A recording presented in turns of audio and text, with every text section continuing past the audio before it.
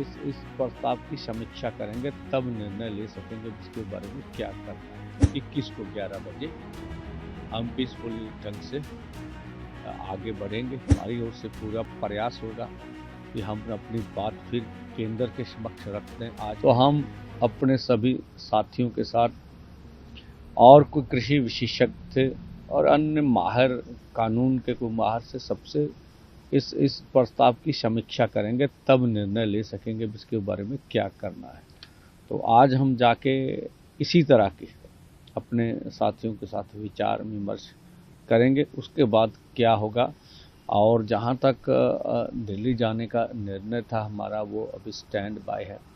हमने कहा है कि आज 19 होगी, 21 को 11 बजे हम पीसफुली ढंग से आगे बढ़ेंगे। हाँ, उसके बीच में हम चाहेंगे, हमारी ओर से पूरा प्रयास होगा कि हम अपनी बात फिर केंद्र के समक्ष रख दें। आज उसका माध्यम कुछ भी हो सकता है।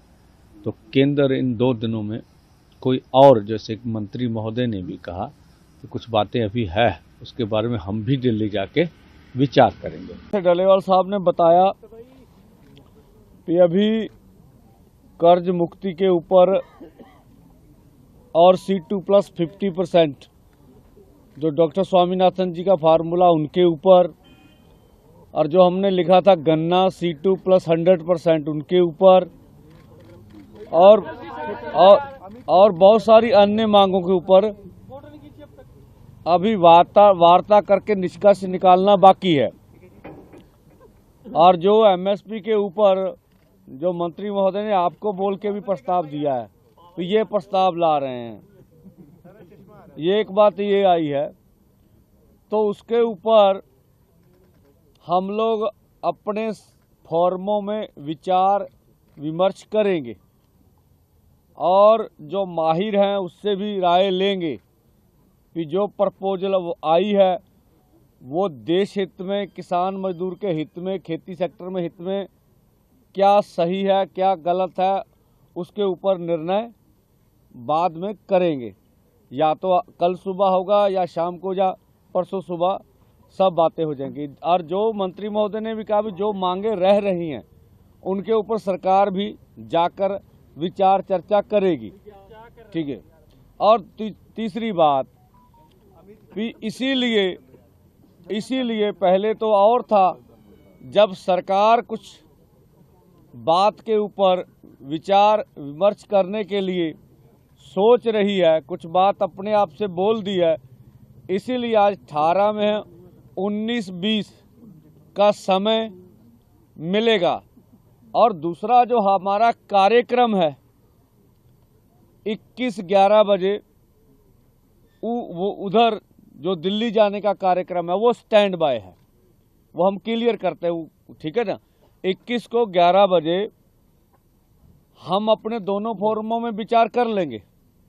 अच्छा होगा, सरकार भी और हम भी पूरा जतन करेंगे भी मिल बैठ के ये मसलों का हल हो जाए। देखिए, सेटिस्फाई होना या ना सेटिस्फाई होना ये अलग बात होती है।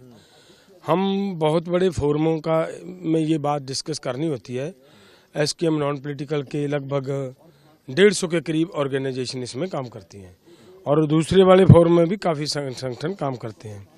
तो सभी को भरोसे में लेकर सभी को के पास ये बात रखना हमारी जिम्मेदारी बनती है कि सभी को बताएंगे कि भाई ये प्रपोजल आई है, इस प्रपोजल पे आपका क्या विचार बनता है।